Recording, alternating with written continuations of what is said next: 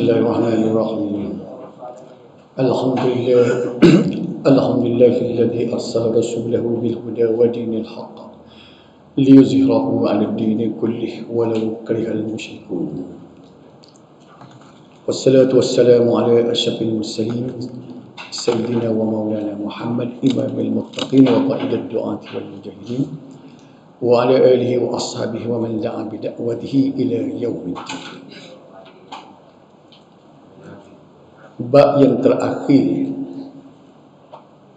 buku kita ni masuk bab ialah ke-8, mana bab yang terakhir muka surat 113. Ilmu takhrijul hadis. Nama bab ni ialah ilmu takhrijul hadis. Gapo dia takhrij, kita nak tahu definisi dia, definisi takhrij. Jadi dalam pengajian hadis ni ada satu ilmu dia panggil ilmu takhrij.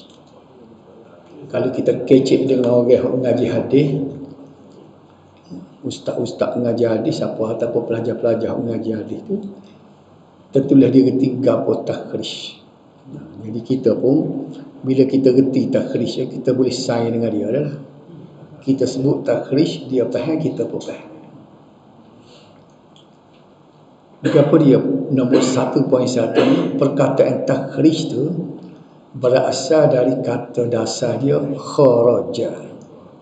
Siapa dia mengaji Arab, kharaja tu makna tu keluar. Sebab tu kalau kita pergi di Mekah ke mana, exit, ku Inggeris tulis exit, masuk ataupun keluar, tidak. Dia tulis khuruj daripada kharaj. Kita mengaji Quran, kita belajar mana huruf kita tubik, dia panggil makhraj. Perkataan tu lah daripada kharaj, makhraj. Dalam bahasa Arab dia panggil ismul makan, isim yang membawa arti tempat. Makhraj makna tempat keluar. Sebab tu untuk guru Quran, dia kata makhraj ni tempat tubik. Tubik mana huruf kha, tubik mana da, tubik mana, dia panggil makhraj. Jika ada bahasa Arab ni ismul makan dia ada huruf mim depan. Makhraj tempat keluar. Ma'mal tempat hijau daripada amal. Mazhab tempat lalu, tempat pergi. Mazhab Hanafi, mazhab Maliki. Masjid tempat sujud. Majlis tempat duduk. Orang Arab kan, dia bahasa Arab ni dia ada sistem dia nak beri nama. Dia bukan kata ikut dan. Masjid, makhraj, ma'mal, apa lagi, maktab. Maktab ni tempat nulis mana. Bola dah banyak mengaji Arab pula. Ini banyaknya kharaja ni makna keluar. Adapun takhrij ni dia mari daripada, dia tambah huruf ra lagi, kharaja. Takhrij ni daripada kata terbitan dia, masdar dia takhrij daripada kharaja. Asalnya kharaja. Kalau siapa dia mengaji Arab dia tahu dah. Dia panggil fi'il 4 huruf. Kharaja. Okey. Jadi erti dia keluar, zahir ataupun timbul. Sementara dari sudut istilah, itu dari segi bahasa dah, ialah dari segi istilah ulama hadis, dia mempunyai berbagai pendapat dalam dia nak definisi, nak bagi makna gapo takhrij tu. Dalam banyak-banyak kita ambil yang paling masyhur sekali. Jadi takhrij bermaksud menyatakan sumber asal sesuatu hadis, sesebuah hadis serta status atau hukumnya. Jadi takhrij ni maknanya usaha kita nak tahu tubik kat mana hadis ni. Sebab takhrij tu bagi tubik kan. Kalau kita takhrij hadis ni, tubik kat mana? Mari mana hadis? Bila kita baca at-tahur syatrul iman, hadis. Lepas tu acu takhrij. Bila orang sebut atu takdir itu, atu cari dia tu bik mana. Dia pun kata itu hadis Muslim. Hadis nombor berapa? Carilah dalam Sahih Muslim. At-tahur syatrul iman. Status hadisnya sahih. Sebabnya kalau dalam kitab Sahih Muslim tentu sahih. Nama pun Sahih Muslim. Atau orang panggil takrij tu. Itu je. Baca satu hadis, nak tahu mari tubik mana. Lepas tu kalau tubik tu kedudukan dia sahih ke dhaif ke hasan. Boleh nampak tu dah? Itulah dia panggil takrij. Jadi usaha takrij hadis inilah menyebabkan kitab-kitab karangan ulama yang dia tidak beritahu sumber mari mana, usaha ulama kemudian ialah usaha nak cari mari mana hadis ulama ni tulis, sebab dia tak royak riwayat, dia tidak royak sumber. Jadi usaha tu dia panggil usaha takhrij. Contoh, Imam Al-Iraqi dia menyemak kitab Ihya Ulumuddin karangan Imam Al-Ghazali. Dalam kitab Ihya Ulumuddin ada 4,940 hadis. Dalam kitab tu Imam Ghazali tidak menyatakan mari mana hadis tu. Cuba tengok kitab Ihya, dia hanya menyebut qala Rasulullah sallallahu alaihi wasallam sekian. Betul tak? Jadi Imam Iraqi dia sayang ke kitab Imam Ghazali tadi, kitab yang sangat berharga. Dari segi syarah dia sangat berharga. Cuma kecacatannya hadis dia tidak menyatakan sumber. Maka dia buat semokan yang Imam Iraqi buat inilah dia panggil takhrij.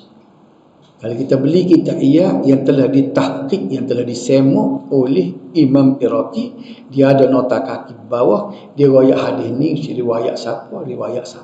Sebab itulah kalau nak baca kitab orang-orang yang nak baca kitab ni, dia pergi cari kitab yang telah pun ditakhrijkan hadis-hadis dalamnya oleh Imam Al-Iraqi. Itu dia. Jadi usaha ni berterusan, termasuk kitab-kitab jawi klasik yang kita duk baca tu. Salah seorang yang mencuba mentakhrij hadis-hadis itu dalam tesis PhD dia ialah anak Ustaz Abdullah Qari tu. Nama berapa dah? Ngajar Qiyah. Nama berapa dah tak ingat dah. Abang kepada tak ingat lah. Dia tua kata ingat pada pensyarah kita lah.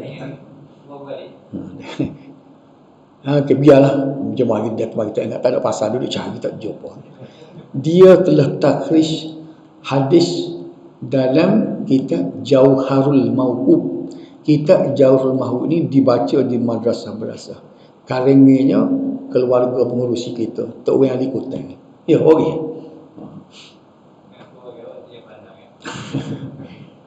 Dia ni telah buat kitab dia Jauharul Mawhub. Dan dalam kitab tu tentulah dia tidak nyatakan sumber mari mana. Jadi anak Ustaz Allah Abdul Qari tadi yang ngajari Qiyah tu, dia telah takhrij. Situ dia riwayatlah hadis ni dhaif, hadis ni sahih pun ada, sahih hasan dhaif, dan hadis maudhu' pun ada dalam tu. Jadi kalau siapa dia nak baca kitab tu, carilah kitab orang telah takhrij hadis tu, baru kita selamat. Bila kita baca tu, kita akan royak orang ni tak boleh hadis palsu, tak usah baca lah ni. Okey. Lepas tu dia, tu nak royak takhrij je tu. Jadi nampak tak mustahaknya takhrij ini semata-mata nak menentukan hadis mari mana. Cuba kita tengok balik dia sebut apa tadi. Bermaksud menyatakan sumber asal. Sumber asal makna kita asal. Kalau kata-kata kita duduk dalam Bulughul Maram, tak aci. Sebab Bulughul Maram tu ialah susunan Ibnu Hajar Al-Asqalani, diambil daripada Bukhari, Muslim, Abu Daud, macam-macam sumber. Itu orang panggil hadis kalau sumber secondary, sekunder, bukan primer, bukan hak asal. Hak asal apa dia? Kita duduk mengaji dah Bukhari, Muslim, Abu Daud, An-Nasai itu dah. Jadi kalau kita ambil dalam Bulughul Maram tak boleh, pasal tu daripada kitab bukan sumber asal. Dalam hadis 40 Imam Nawawi tak boleh juga. Riyadhus Salihin tak boleh juga. Walaupun hadis tu dia riwayat sumber, tapi orang tidak panggil sumber asal. Situ dah. Lepas kita tahu sumber, kita royak status ataupun hukum dia. Status lagu mana? Kedudukan. Sahih, hasan, dhaif, maudhu'. Tu je dia ada 4 je hadis. Mutawatir hak luar. Mutawatir, sahih, hasan, dhaif, maudhu'. Lepas kita duk mengaji banyak nama munqati', mudallas, maktub. Hak dhaif tu ramai. Duk bilang dia anak ramai, hak lain tak ada anak. Anak dhaif ramai. Betul? Ini bermakna apabila dikatakan akhrajahul Bukhari atau kharrajahul Bukhari, dua-dua ni dia guna perkataan. Ni dia guna perkataan kalau kita panggil kat fi'il madhi. Fi'il madhi ni maknanya past tense. Akhrajahul Bukhari, telah mengeluarkan oleh Bukhari. Terjemah ke bahasa Arab, dia sebut perbuatan dulu, telah mengeluarkan ia oleh Bukhari. Sebab tu baca kitab Jawi dia jadi lagu tu dia terjemah sebuti-sebuti. Nak terjemah bahasa moden kita kat Al-Bukhari telah mengeluarkan. Betul hak kita dah. Sebab tu kita kata apa kitab Jawi ni dia buat lagu tu. Telah mengeluar ia oleh Bukhari. Pasal dia tu akhrajahul Bukhari, dia terjemah sebuti-sebuti. Sebab hak nulis kitab tulis kita dulu bukan dia ngaji bahasa Melayu. Tak.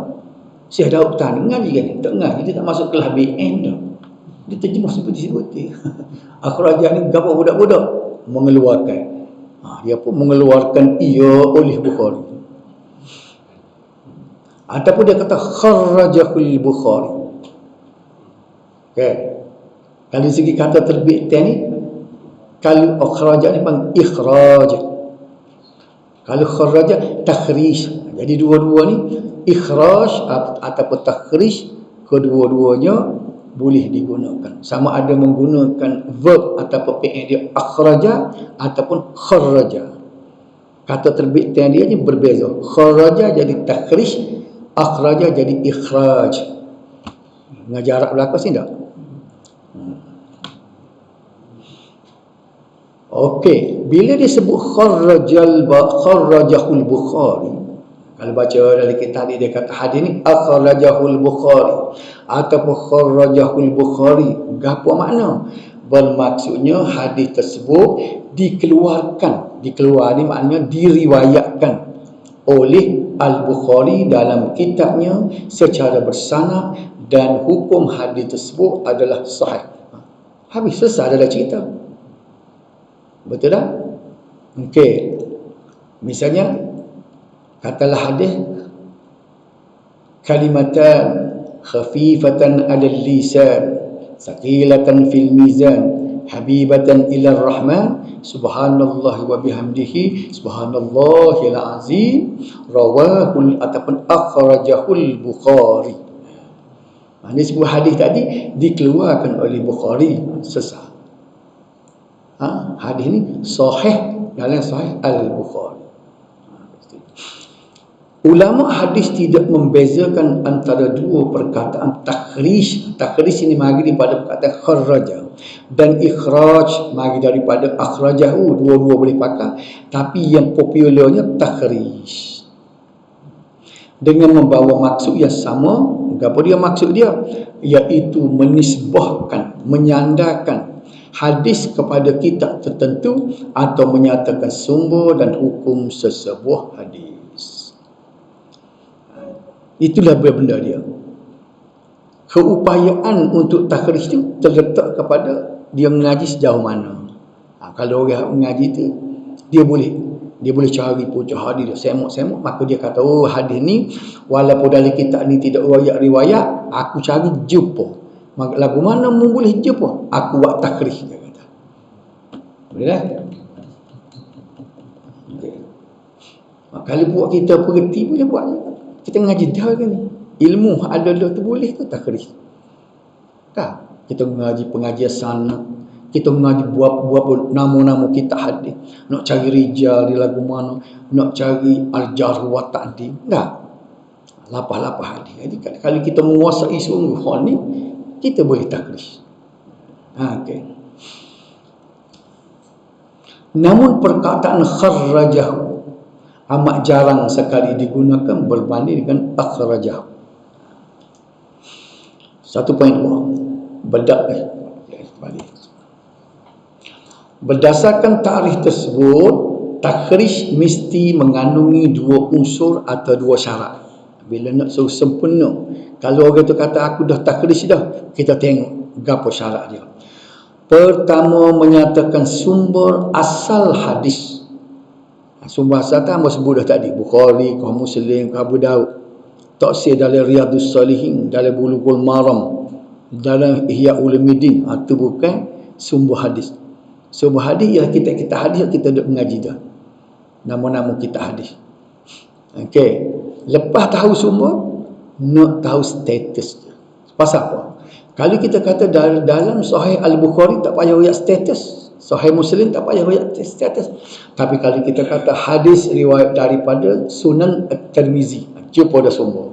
Hadis ni dalam sumber Tirmizi, tak cukup syarat lagi takhrij. Sebab dalam hadis Tirmizi ada 3 jenis. Ada sahih, ada hasan, ada dhaif. Maka kita nyatakan hadis ni di dalam Sunan At-Tirmizi, Imam At-Tirmizi menyatakan hadis ini adalah hasan. Sempurna, cukup. Sudah? Sebab itulah kalau orang yang mencermati hadis, kita dengar dalam ceramah dia, dari tulisan dia, dia kira riwayat. Di buku setakat dia kata riwayat Al-Bukhari hadis ini di hasan mengikut At-Tirmizi. Dia ayat gitu. Riwayat At-Tirmizi menyatakan hadis hasan. Okey. Kalau kita dengar video, misalnya seorang kapten kapal terbang, Hafiz Firdaus. Dia hamba kagum sungguh dia ni. Walaupun dia sebut arak tu telo-telo, tapi cukup teliti. Dia sebut hadis, dia kata selalu, hadis ni adalah dalam Sunan At-Tirmizi. Bukan setakat tu, dia kata ditasihkan oleh Asy-Syaukani di dalam kitabnya Al-Fawaidul Majmu'ah. Dia boleh riwayat. Hadis ini adalah hadis hasan atau hadis ini sahih yang dinilai oleh Al-Albani. Bagus dia ni. Kapten kapal terbang tu. Bawa kapal terbang. Kamu dengar dia sebut hadis, dia riwayat selalu. Dia waktu ambil hadis, dia riwayatnya status hadis tu. Okey. Maksud sumber asal ialah mana-mana kitab hadis yang menyebut hadis dengan sanad penulis sendiri. Sehingga sampai kepada Rasulullah. Dia ada sanad dia, bukan dia ambil orang. Ada pun Bulughul Maram, Ibnu Hajar Al-Asqalani, dia tak ada hadis sendiri. Tak? Dia ambil Bukhari, Muslim, Abu Daud, Tirmizi. Dia naknya, contohnya dia kata Al-Kutubus Sittah ataupun Sunan Sittah. Gapo Sunan Sittah tu? Boleh ingat tak? Kalau kita tanya, ada sebut kitab Sunan Sittah. Ingat? Aneh. Gapo dia start di gapo dah? Boleh sebut? Bukhari, Muslim, Abu Daud, At-Tirmizi, An-Nasa'i, Ibnu Majah. Kita sebut tu mengikut turutan dari segi authority dia, credibility dia, hierarki dia. Bukhari, Muslim, Abu Daud, Tirmizi, An-Nasa'i, Ibnu Majah. Okey. Kalau kita boleh riwayat, ambil mana hadis ni, kita boleh sebut dalam An-Nasa'i, kalau panggil takrif, ataupun Musnad Ahmad. Kalau kita Imam Ahmad Musnad, itu kita asal Muwatta Malik, ataupun Mustadrak Al-Hakim, Sahih Ibnu Khuzaimah, Sahih Ibnu Hibban, Sunan Ad-Darimi, Musannaf Abdul Razak dan sebagainya. Itu contoh hadis kitab primer dia, sumber primary. Di samping itu terdapat kitab-kitab lain yang bukan kitab hadis seperti kitab fiqh, tafsir, usul fiqh, tarikh, dan sebagainya, tetapi mengandung hadis dengan sanad penulis sendiri. Dia tidak kita hadis, tapi dia tidak ambil orang, dia tidak ambil Bukhari, dia tak ambil Muslim, tapi sanad sendiri. Contoh Imam Syafi'i dia ambil hadis apa? Dia nak ambil Bukhari. Mana Bukhari tak lahir lagi. Bukhari beranak 194, dia mati 204. Dia mati tu Bukhari umur 10 tahun. Mana dia nak ambil hadis Bukhari?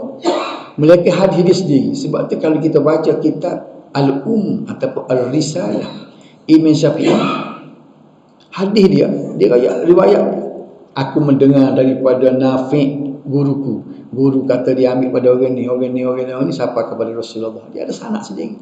Maka kalau hadis dalam kitab Al-Risalah Al-Um itu juga dipanggil kitab asal, sumber primer juga. Pasal apa? Hadis dia. Tak artinya dalam kitab tu dia riwayat hadis orang. Macam Imam Nawawi dalam hadis 40. Dia riwayat ni hadis Bukhari. Jadi kita tak panggil hak tu kita asal. Hak asalnya mana? Bukhari lah asalnya. Tapi Imam Syafi'i Al-Um dengan risalah dia sendiri hak asal dah, sebab dia tak ambil hadis dia sendiri. Nampak tak? Misalnya kita kata tafsir At-Tabari ni dia mati tahun 310. Tapi hadis dia sendiri. Tapi tidak masyhur tu sebab apa? Sebab dia bukan kitab hadis. Mana kita boleh tahu ada hadis dan kita tengok tafsir. Ni tafsir yang popular ni Qurtubi, At-Tabari dah, Ibnu Katsir. Dia dulu lagi 310 dia mati. Hak lain tu macam Ibnu Katsir tu kedian lagi. Ibnu Katsir ni anak murid pada Ibnu Taimiyah, kedian lagi 774 Ibnu Katsir ni mati. Dia ni 310 lagi ni. Dalam tafsir At-Tabari tu ada hadis. Dan hadis dia boleh ambil. Kalau kita buat tisi ke apa, kita kata hadis ni dalam tafsir At-Tabari, orang pemeriksa tisi boleh terima. Sebab tafsir At-Tabari tu hadis dia hadis primary. Boleh nampak tak? Boleh bahas tak? Biasa. Tarikh At-Tabari juga selain daripada tulis tafsir, dia buat kitab sejarah. Tarikh ni sejarah. Selagi tafsir ataupun ini nama dianya Muhammad Ibn Jarir At-Tabari 310. Amun nak celah sikit ni. Bila orang ngaji akidah, dia kata tauhid 3 ni ciptaan Ibn Taimiyah. Orang aliran sifat 20 ni dia nak tolak, dia kata ni benda bid'ah. Sebabnya tauhid 3, tahu tak? Tauhid 3 orang ngaji uluhiyah, rububiyah, rububiyah, uluhiyah, asma wa sifat. Kau dengar? Dia kata tu benda baru. Dia kata sebab ciptaan Ibn Taimiyah. Ibn Taimiyah ni dia mati tahun 728 lah. Tak betul sebenarnya. Dalam tafsir At-Tabari tu, ketika dia mentafsir surah Ali Imran ayat 80, kalau tidak ingat, dia sebut dah wa ifradu bihi, afrada bihi bi ifradir rububiyah. Rububiyah dan uluhiyah, tauhidul uluhiyah disebut dah dalam tafsir tu. Walahu man aslama man fis samawati wal ard. Kamu tak ingat, tapi surah Ali Imran kalau tidak silap ayat 83 ke 80. Dia sebut dah dalam tunya tauhid rububiyah, uluhiyah dan asma wa sifat. Jadi tak betul lah kalau orang kata ciptaan Ibn Taimiyah yang mati tahun 728, sedangkan At-Tabari ni mati 310. Ada dah dalam kitab dia. Cuma dia kata gitu tu, dia tak tengok, dia pakai tembok, dia tidak mengaji habis. Nah, orang ni kita nak kecik benda ni kena pakai surat cap. Betul. Kita ni kalau kita nak mengaji agama kena pakai surat cap. Orang tua lah, bahasa orang tua. Ada sandaran. Kalulah kita ilmu lain ni kan, ilmu nak engineering, ekonomi, kita ngaji tu habis tengok rojo ambil mana benda ni, padahal benda dunia je. Kalau tak jadi benda tu sumber tak betul, dia punah dunia je. Betul tak? Tapi benda agama ni, sudah dia akhirat syurga neraka. Apa kita main cincang-cincang, main mana tak? Ada seorang ustaz tu, dia menarik juga, dia sebut seorang pegawai kerajaan, dia kata ketika dia musyawarah tu teliti, dia boh lah dah ketika dia kerja tu. Kalau orang laporan dia cek semula, ambil mana betul tak betul, bah dah telitinya dia. Sikap gitu tu dia kata bila dia pecing dia tak bawa. Teliti dia dalam kerja, bila dia pecing dia tak bawa. Dia bila dia pecing dia mari masjid dia pakai tadah telinga. Ustaz royak Imam Ahmad semayang sunat 1000 rakaat semalam pun dia terima. Mana daya kritis dia ni? Tak? Tidak kau terasa nak tanya, "Hei ustaz, 1000 rakaat ni berapa jam?" 1000 minit. Kalau rakaat tu seminit. Tulis rakaat seminit, tamu-tamu orang macam Imam Ahmad baca panjang. Amu telah kira baru ni, kalau 2 minit serakaat ke tu 32 jam. Gak orang semayang malam ni lepas semayang subuh berapa jam? Tu 32 jam. Tapi pegawai kerajaan hebat tu setahun tu masa kerja dulu, bila dia jadi dia pecing mari masjid kan, dia jadi memandulkan akal dia. Tak cak. Hebatnya 1000 rakaat. Kalau macam mula, kalau rakyat tak nak sabar, awak ambil mana ni? Mai nak tengok laporan. Dia tu. Tapi dia tak bawa benda tu. Sedangkan agama lah lagi mustahak. Betul tak? Agama ni benda sudah patut kita lebih teliti benda ni. Jadi nak rakyatnya dengan kita ngaji hadis lagi ni, biar kita ubah disiplin kita, biar teliti. Hidup mati kita ni agama ni dah. Betul salah duk sin. Cuba tengok ni, kita ngaji hadis ni dia didik kita supaya kita teliti dah. Nak cari hadis pun nak tengok sumber asal. Okey. Kemudian Al-Bukhari dari Imam Syafi'i macam Amos sebut tadi. Bila kita kata hadis tu dalam kitab dalam Al-Risalah oleh Asy-Syafi'i. Okey. Hadis dalam Tarikh Al-Kabir oleh Al-Bukhari. Dan lain-lain itu dia panggil sumber asal. Manakala kitab yang tidak menyebut hadis secara bersanad sekalipun, ia dikategorikan dalam kitab-kitab hadis, sebaliknya hanya sekadar memetik hadis daripada kitab-kitab lain, maka ia sama sekali tidak boleh dijadikan sebagai sumber takhrij hadis. Contohnya, kita rakyat satu hadis, awak ambil mana hadis ni? Dari kitab Ihya. Belik-belik kitab Ihya, tak royak riwayat pula. Itulah yang saya sebut tadi. Dari kitab Ihya inilah yang diambil oleh Jabatan Agama, letak dalam kutubah nikah tu imam. Kutubah nak baca ni. Raka'atan minal mutazawwij khairun min 70 raka'atan minal a'zab. 2 rakaat orang kahwin semayang dia lebih baik daripada 70 rakaat orang bujang. Tak nikah lagi. Ambil mana ni? Ambil dari kitab Ihya Ulumuddin. Tak boleh lah kata. Pasal apa?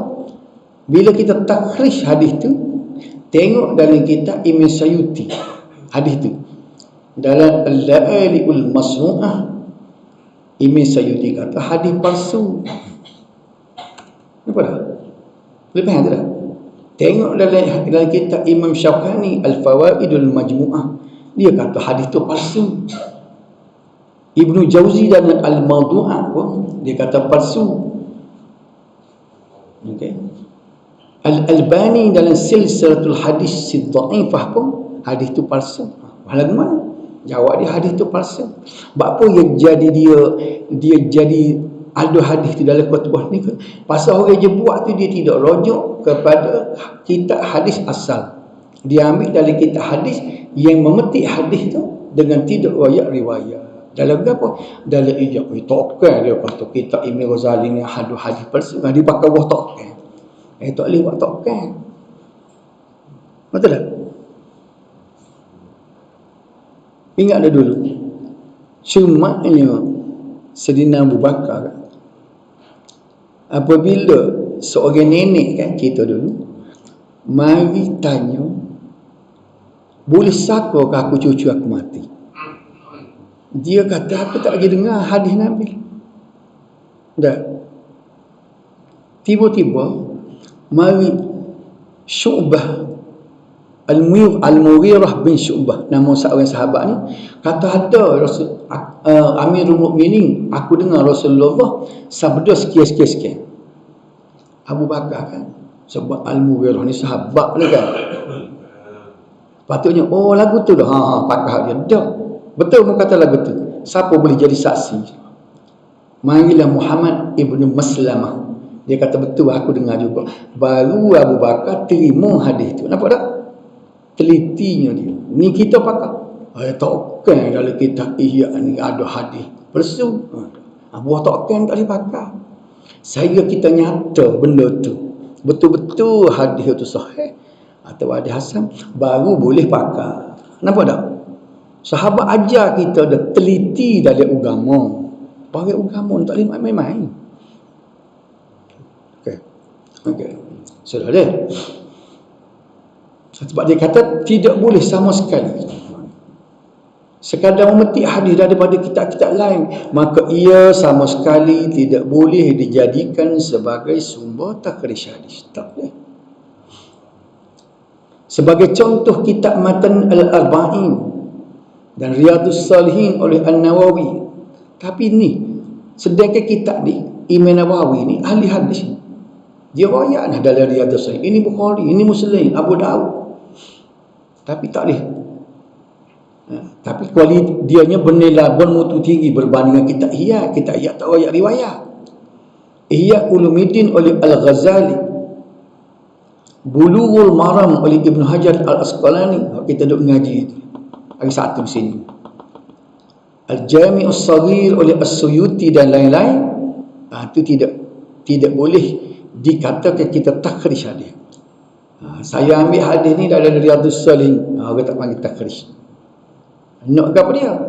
Tengok dalam Riyadhus Salihin tu Imam Nawawi kata Al-Bukhari, anuh tu Bukhari Muslim. Boleh beza tu tak? Faham tu tak?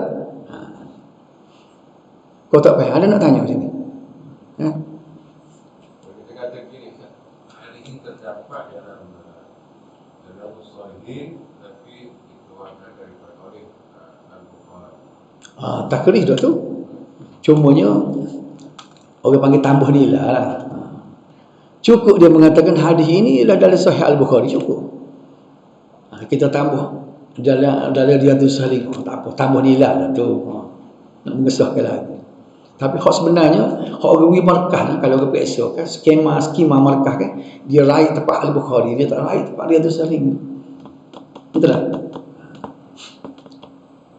Okey. Sementara hukum ada habis dah. Sumber kita tahu dah. Sementara hukum atas status hadis pula bermaksud kedudukan hadis tersebut dari segi makbul atau mardu.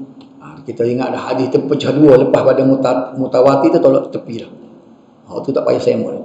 Hadis ni terbelah dua, makbul makna diterima, mardu ditolak. Tu payung sah mula-mula. Bawah dia ni pula pecah dua pula. Hak makbul sahih dengan hasan, hak mardu dhaif dengan maudhu'. Okey. Jadi makbul atau mardu ia meliputi sahih, hasan, hak duduk bawah makbul, dhaif dan maudhu' duduk di bawah mardu. Namun terdapat sebagian ulama hadis yang menyatakan hukum dan darjah hadis bukanlah sebagai satu kemestian atau syarat sesuatu takhrij. Ini adalah pendapat kedua. Dia kata tak payah riwayat hadis tu sahih atau hasan apa. Riwayat nama kita hadis ya. Lepas tu yang dia cari sendiri ya pula ni. Dia kata cukup dah. Asalkan dia riwayat hadis tu duduk mana. Dia mesti pergi carilah, cari-cari tengok. Dia kata ada dalam Sunan Tirmizi. Dia tak riwayat hadis tu sahih atau hasan tak ni. Orang panggil betul juga, tapi orang panggil tambah kerja kat orang lah. Kawan ni kita pergi cari pula. Oh tak, ni. Baik, apa salahnya kalau riwayat selalu? Sebaliknya ia hanyalah sebagai pelengkap kepada takris. Pasal nama takris ini maknanya kita hanya menerbitkan daripada sumber asal. Ada pun menyatakan status itu untuk tambah nilai aja, pelengkap. Hal ini kerana matlamat utama takris ialah mengetahui sumber asal hadis, bukan hukumnya. Dia bahas dari segi istilahnya lah. Jadi kita pun terimalah dua-dua ni dah. Daripada sumber itulah kemudiannya status hadis akan dapat diketahui dan dinilai setelah diketahui sanadnya. Habis kata dah, dia royak nama kita, so kita cari sendiri. Cari tak jumpa dah. Tambah molek lah ni, dia royak nombor. Al-Bukhari nombor 233 misalnya. Dia cari jumpa. Tapi nombor ni biasanya tidak tepat. Lain cetakkan lain. Dia sebut 23 ni, kita cari kata-kata duduk 239. Betul tak? Jadi boleh, tapi tak lagi jauh. Bila dia kata 23 ni, sama ada dia jadi 234, 233 ataupun 239, 238. Duk main kat tu ya. Sebab dia lain cetakkan, lain susunan dia. Okey, faedah takhrij. Kita pergi sikit lagi walaupun punya cerita aku sikit dah. Makan boleh 5 minit lagi dah. Antara faedah takhrij adalah seperti berikut. Kita nak tahu cara kau takhrij ni faedah gapo kat takhrij ni dah. Gapo dia, apa faedah, apa yang kita nak tahu takhrij. Kalau kita mengaji hadis tu kan, kita dengar ke berat dia kecil. Ni pak duduk kampung hamba ni. Dia ni mengajar di masjid. Tapi dia tidak mengaji agama, dia cikgu pecing. Dia minat mengaji, dia boleh membaca gapo gak. Minta tauliah majlis bui. Dia mengajar kampung. Jadi hok duk dengar mengajar tu royak di kedai kopi baru ni. Dia tanya demo ni kat dua royak hadis tu sahih hadis ni tu. Dia tahu bagi mana dia tanya. Jadi kalau kita dengar kan, orang masjid di pintu dia dengar ni darah ni. Orang duk cara gobe-gobe sahih hasan ambil mana dah. Dia boleh dia tanya, ni ustaz mengajar. Dia tahu bagi mana dia tu. Kita baca hadis kok, baca hadis kok. Persu. Mau tu, dia tahu bagi mana dia tanya. Kata sudah kerja. Ni tak nak beki lah lagu ni. Sepana 14 pun tak luar nak pusing. Betul tak? Karak terajuk. Betul tak? So kita nak tanya, nak tahu apa faedah takhrij. Kita kata dhaif hadis dia tak duk sibuk sebut dhaif. Hadis lah dia kata. Tak ada apa ni. Ya. Sebab tu Imam Syafi'i idza nataqa as-safih fa khairun minhu fa khairun min ijabatihi as-sukut. Apabila orang bodoh berbicara, jawapan yang terbaik ialah diam. Imam Syafi'i kata dah. Mana bodoh terlajuk kecil lagu tu, jawab dia diam. Wah, sekecil. Tak ada nak lawan tu, dia ke siapa pikat tu. Dah. Baik, apa dia faedah dah? Nombor 1, mengetahui sumber sesebuah hadis. Jadi bila dia royak takhrij, kita tahulah. Oh, ni duduk di kitab mana. Kita tahu ulama. Bila sebut Al-Bukhari, ulama dia tu kan Imam Bukhari. Dia kitab apa? Kitab sahih dia. Kita boleh tahu dah. Yang kedua, dapat mengumpul sebanyak mungkin turuk jalan riwayat sesebuah hadis. Contohnya dalam Sahih Al-Bukhari, hadis yang sama terdapat pada beberapa tempat tetapi jalan riwayat atau sanad yang berlainan. Baik. Dalam Bukhari pun dia ada beberapa hadis yang berulang tapi jalan sanad yang berlainan. Jadi bila disebut hadis tu, kita pun tahu, banyak rupanya hadis ni dia kata ada dalam Bukhari. Kita berbelak-belak Bukhari, disebut hadis duduk situ, kita dekat-dekat dia ada hadis lain, hadis serupa tapi sanad berlainan. Apa dia? Dia ada sedikit perbezaan kalimah kan. Ada dari segi hukum umumnya. Ya. Dalam kata lain, kalimah ini bertukar pada kalimah. Orang yang meriwayat tu dia dengar kan? Orang yang meriwayat tu lah. Sebab tu dia kalau kita suh hadis tu kan macam-macam dah. Pasal orang ni dengar lagu ni tapi dia boleh terima lah pasal lebih kurang sama lah, maksud yang sama. Dia mesti sanad berlainan dah tu dah. Orang individu berlainan situ. Baik, yang ketiga, mengetahui kedudukan dan status sanad sebuah hadis dengan membuat penelitian dan perbandingan terhadap setiap sanad. Kita tengoklah di antara sanad-sanad tadi. Mengenal pasti hukum dan status sebuah hadis berdasarkan sanad dan perawi. Bila dia sebut dhaif, hasan, sahih ke apa tu, kita boleh tahu itu. Memberi faedah tambahan kepada sesebuah hadis seperti dapat meningkatkan kedudukannya. Okey. Kita kumpulkan beberapa hadis yang tadi dari beberapa sanad dan kita boleh cari hak mana lapas yang terbaik. Sebagai contoh, hadis yang pada asalnya dhaif atau hasan boleh meningkat kepada hasan dan sahih sekiranya terdapat sokongan daripada sanad-sanad yang lain. Ingat tak kita ngaji dulu? Tujuannya begini.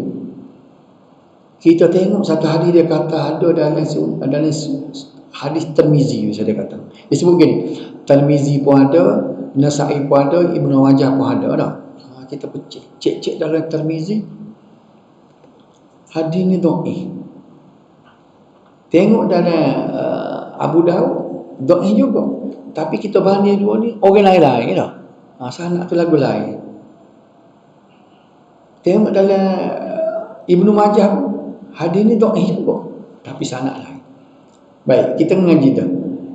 Dhaif dah. Berapa dhaif, tapi sanad jalan jalur berlain dia naik taraf jadi hasan li ghairi. Selama ni hadis dhaif tak boleh jadi ke hujah hukum. Hujah hukum ni maksudnya nak tahu sah ke tidak. Contohnya, sah ke tidak ambil wuduk dengan cara ni. Hadis ni kata sah tapi dhaif. Hak ni kata sah juga tapi dhaif. Hak ni kata sah juga tapi dhaif. Dah. Dhaif capur-capur dengan syarat jangan jalan tu lah. Jalan tu maknanya orang tu lah disebut. Pada orang ni. Ni orang lain suka sakak. Mungkin dia ketemu kepada seorang sahabat. Seorang sahabat ni kita katanya Sayyidina Umar lah. Lepas pada Sayyidina Umar ni lah orang lain. Sayyidina Umar ni orang lain. Sayyidina Umar ni orang lain dah. Kita tengok dhaif. Lagu ni bila beberapa dhaif dia naik taraf jadi hasan li ghairi dia panggil kan. Jadi bila naik taraf hasan li ghairi, ia dulunya hadis ni dhaif tak boleh jadi hujah hukum nak kata sah atau tidak sah perbuatan itu, maka dia jadi sah. Pasal dia jadi hasan. Hasan boleh jadi hujah. Boleh nampak tak? Itulah faedahnya kita nak tahu takhrij hadis. Kemudian nak pergi pihak ni mengetahui pandangan dan kaedah serta metod penilaian yang dibuat oleh ulama terhadap sesebuah hadis. Ini kita nak tahulah macam mana kaedah ulama itu dia menilai satu hadis berdasarkan pada perawi-perawi yang kita nak bincang selama ni, jadi perawi itu dhaif dan sebagainya. Mengetahui lafaz sebenar hadis sebagaimana yang disabdakan oleh Rasulullah sallallahu alaihi wasallam. Kerana kemungkinan hadis tersebut disebut secara ringkas atau dengan maknanya. Kita tengok macam-macam tu, maka kita carilah lafaz benar hadis itu. Mengetahui sebab wurudil hadis. Apa dia sebab wurud hadis? Sebab-sebab kedatangan hadis. Kalau Quran dia panggil asbabun nuzul. Sebab dia nuzul tu makna turun, sebab turun. Hadis dia tidak turun, datangnya hadis. Gapo dia sebab dia mustahab. Bila kita nak tahu hadis ni yang Nabi sabda gini, gapo realiti berlaku pada masa tu. Masa dan tempat hadis tu diucapkan yang kebiasaannya tidak disebut kecuali dalam kitab atas sumber yang asal. Sebelum nak mari hadis tu, dia cerita dulu datang seorang lelaki dengan gini bertanya kepada Rasulullah. Maka Rasulullah pun bersabda. Jadi kita tahu cerita. Ya Rasulullah bersabda tu dia nak jawab persoalan. Betul tak? Jadi sinilah mustahaknya kita tahu sumber asal hadis itu. Sebab-sebab kedatangan sesuatu hadis. Okay. Sebab itulah orang yang paling tahu sebab wurudil hadis ialah sahabat. Sahabat lah orang tahu sebab duduk depan dia. Sebab tu kalau kita kata kita nak kembali kepada hadis mengikut pemahaman sahabat ataupun generasi salafus soleh. Sahabat mungkinlah yang nak faham sahabat pula ialah tabi'in. Betul tak? Lepas tu nak faham pula tabi'in. 3 generasi ni saja yang kita boleh kata, kita boleh yakin. Sebab apa? Sebab Nabi jamin. Nabi kata khairul qurun qarni. Kurung yang terbaik ialah kurung aku. Dia dengan sahabat. Summal ladina yalunahum, dan golongan yang mengiringi mereka tabi'in. Summal ladina yalunahum, dan golongan yang mengiringinya iaitu tabi'in. Transit tak? Sebab tu kita, walaupun ulama kedua yang berpendapat sekian-sekian, kita kena ukur dengan apa kata generasi dulu, baru muktamad. Kalau bercanggah ulama kemudian ni, bercanggah pandangan dengan generasi 3 tadi, maka tugas kita kena tolak hak ni. Kalau bercanggah, ulama kedua kata lagu ni tapi tak serupa dengan ulama dulu, kena pakai dulu. Sebab apa? Hak tu Nabi aku. Faham tak? Sebab tu pesanan daripada Huzaifah Ibnul Yaman. Okey? Huzaifah Ibnul Yaman seorang sahabat. Dengar dia sebut apa dia. Bila disebut kullu ibadatin lam yata'abbadha ashabu Rasulillah sallallahu alaihi wasallam la tata'abbaduha li'anna al-awwal lam yada'il akhir maqala. Setiap ibadat yang tidak dibuat ibadat oleh sahabat Nabi, jangan kamu beribadat dengannya. Kerana apa? Kerana generasi awal sahabat ini, dia tidak akan memberi peluang kepada generasi kemudian untuk berjumpa barang dia tak jumpa. Tu Huzaifah. Boleh faham tak maksudnya? Mana-mana ibadat yang kalau sahabat tak buat, mu jangan buat, dia besar. Pasal apa? Sebabnya sahabat ni lebih kurang 100,000. Dalam 100,000 ni tidak mungkin dia tak jumpa jenis ibadat yang orang dia jumpa. Lam yada'il akhir maqalam. Benar? Jadi kalau kecil itu banyaklah ibadat kita kata sebab tu orang cuma dia tanya, dia mau buat lagu ni, dia mau berzikir lagu ni, tu sahabat zikir kalau betul. Tak ada apa-apa royak ni. Dah, kita tak ukus itu. Pasal Huzaifah pesan dah. Nampak dah? Okey. Huzaifah Ibn Yaman. Ni dalam sunat Abu Daud dah. Hadisnya. Takrij hadis dalam sunat Abu Daud. Kullu ibadatin lam yata'abbadha ashabu Rasulillah la tata'abbaduha li'anna al-awwal lam yada'il akhir maqalan. Bunyilah kata. Kalau nak tahu hadis tu, nanti tengok video. Saya cari ayat. Rasa betul dah baca tu. Ada hadis yang ingat, ada tak ingat. Kemudian kita mengetahui tokoh-tokoh dalam kalangan sahabat yang disebut secara khusus dalam teks hadis. Mestilah hadis tu dia sebut hadis Huzaifah, hadis Abu Hurairah. Kita nak tahu tokoh-tokoh hadis. Sebab itulah banyaknya Abu Hurairah 5,432 pada orang paling banyak sekali yang riwayat hadis daripada Nabi. Kemudian mengetahui kesilapan penyalin hadis, sama ada kesilapan pada sanad maupun pada teks matan, teks hadis itu. Itu kita boleh tengok dalam kita banding. Kemudian dapat mengumpulkan sebanyak yang mungkin hadis yang membicarakan topik yang sama tetapi berlainan lapas, riwayat dan sanad. Sebab tu satu hadis tu dia tulis macam-macam riwayat orang ni, hadis nombor ni kan. Boleh berhenti sini lah. Sejarah ringkas takhrij. Nak tahu pucuk mari mana sejarah.